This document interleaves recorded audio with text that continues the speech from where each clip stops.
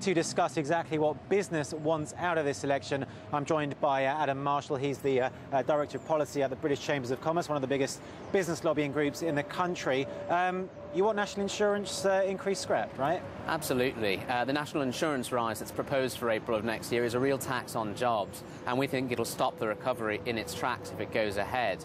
It's not really a Labour issue or a Conservative issue for us, it's a business issue. But the Conservatives have said that is their #1 priority. Indeed, I got a letter through the post from George Osborne himself, Shadow Chancellor, saying that this is a top priority for the Conservatives. So you seem to be perhaps siding with them, at least in terms of policy. Well, we're delighted that the Conservatives have made some proposals to blunt the impact of this national insurance rise on the business community around the country.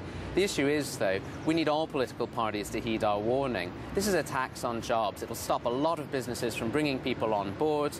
We've been saying so ever since it was introduced in the pre-budget report last year, and we think that any government that comes in should do this as its #1 priority, regardless of its political colour. OK, and instead of that, you would favour VAT going up? Yes, the British Chambers of Commerce has been clear that a penny increase in VAT would not only cover most of the fiscal hole left by cancelling the national insurance rise, but more importantly than that, it also wouldn't hit employment in the same way. And with the recovery as weak as it is at the moment, avoiding additional taxes on employment is really the way to go.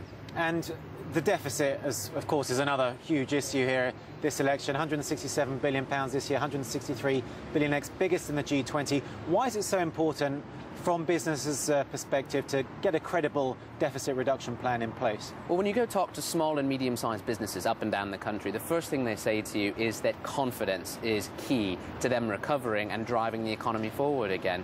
And quite frankly, a looming deficit as a political issue is something that does not create lots of business confidence. So in order to drive up confidence, we need to see a credible plan early in a new government, no matter who gets into power. OK, but Labour saying that, look, the economic recovery is too fragile. You in your survey are saying that the economic recovery is very fragile still. So surely you would want to err on the side of not doing anything that's going to tip us back into perhaps a double-dip recession. Well, we've been extremely clear that there's been too much debate about a small difference in timing, i.e. when you start public spending cuts, and a clear plan to do that over the medium term. We need to see that clear plan as soon as possible. Avoid some of the political tit-for-tat between the parties on whether you cut a small amount this year or a small amount next year, but show business that the government is serious about cutting the deficit and equally about creating the kind of environment that allows businesses to drive the recovery. OK, Adam Marshall, Director of Policy at the British Chambers of Commerce, thanks for joining us this morning.